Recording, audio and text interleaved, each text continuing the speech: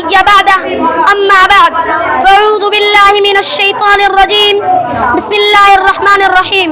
برادران اسلام، سامعین کرام اور حاضرین اعزام، میں نے آپ حضرات کے سامنے سورہ تکویر کی ایک چھوٹی سی آیت تلاوت کی ہے جس میں قرآن کریم نے ڈنکے کی چوٹ پر اعلان کیا اور کھلے طور پر آگاہ کیا کہ ہوشیار ہو جاؤ، ان قریب ایک دن ایسا آنے والا ہے جبکہ یہ پوری کائنات درہم برہم ہو جائے گی. ہر ایک شخص اپنے پروردگار کے روبرو پیش کیا جائے گا. کیا شاہ، کیا گدا، کیا فقیر، کیا امیر، ہر ایک رب ذوالجلال کے سامنے تھر تھرا رہا ہوگا. تمام رشتے ناطے ٹوٹ جائیں گے. سالہ سال کی محبت شیشے کی طرح چکنا چور ہو جائے گی. کیا شاہ، کیا گدا، کیا فقیر، ہر ایک رب ذوالجلال کے سامنے تھر تھرا رہا ہوگا. تمام رشتے ناطے ٹوٹ جائیں گے اور سالہ سال کی محبت شیشے کی طرح چکنا چور ہو جائے گی. ایک دوست جس نے اپنے محبوب کے لیے سب کچھ قربان کر دیا تھا اجنبی ہو جائے گا. کیسا وقت ہوگا وہ جبکہ ماں اپنا دودھ پیتے بچے کو بھلا دے گی. سورج بالکل قریب ہو جائے گا اور رب ذوالجلال اپنے پورے جاہ و جلال کے ساتھ موجود ہوگا. اعمال ناموں کا دفتر کھول دیا جائے گا اور یہ ناتواں کمزور انسان اپنے کے ہوئے اعمال ناموں کا حساب دینے کے لیے دست بدست سامنے کھڑا ہوگا.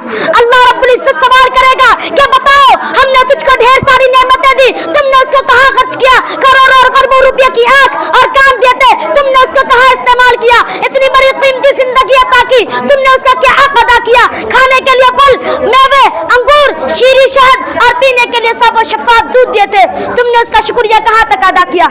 رہنے کے لیے صاف ستھری فضا، سونے کے لیے بنگلے، محلات، چلنے کے لیے گاڑیاں سواریاں عطا کی تھی. بتا تو نے میری نعمتوں کو کہاں کہاں خرچ کیا؟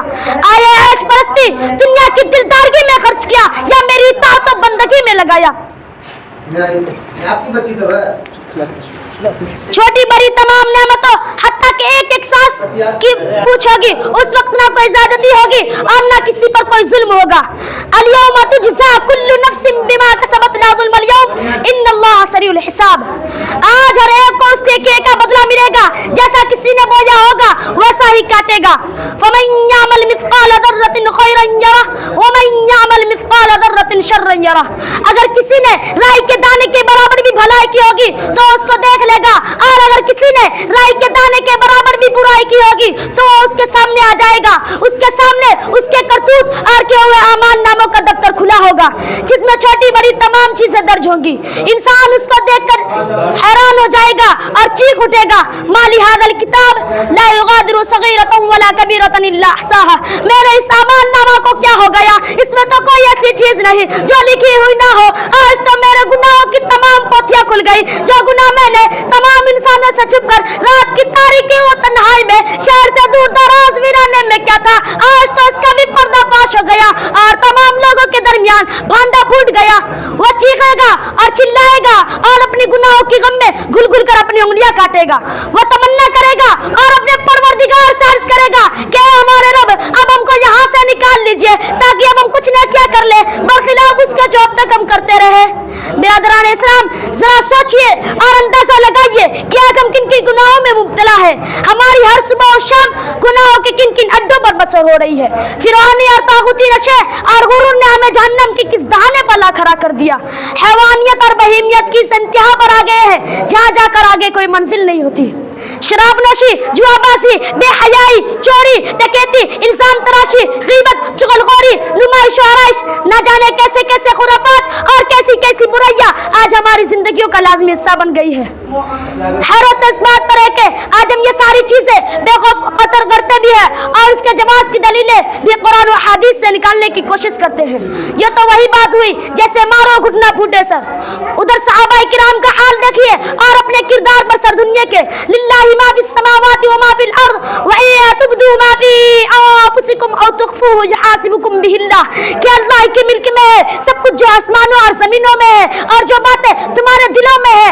اگر تم ان کو ظاہر کرو گے یا پوشیدہ رکھو گے حق تعالی تم سے ان کا بھی حساب لیں گے और उस पर भी मुआखिजा फरमाएंगे। जब ये आयत नाजिल हुई तो सहाबा किराम रोते और सर पीटते दौड़े हुए सरकार दो आलम सल्लल्लाहु अलैहि वसल्लम की खिदमत में हाजिर हुए कि अल्लाह के रसूल अब क्या होगा, हम में से कौन इस गुनाह से बच पाएगा। अपने दिल के वसवसे पर किसको इख्तियार हासिल है कि बुरा ख्याल भी ना आने पाए, गरचे बाद में ला युकल्लिफुल्लाहु नफ्सन इल्ला वुसअहा के जरिए उसको मनसूख कर दिया गया, मगर सहाबा किराम का कलक इस्लाह नफ्स की बेचैनी व इस्तराब के बड़ा से बड़ा गुनाह तो दरकिनार अपने दिल के वसवसे पर किसी तरह खौफ गिरफ्त से लर्ज उठे। वाह कैसा शौक है अमल का, कैसी तरफ अहकाम खुदाबंदी के एक एक जुज़ियात पर अमल करने के। क्या हम में से किसी ने भी गंदे और बेहते ख्यालात की इस्लाह की भूल कर भी फिक्र की?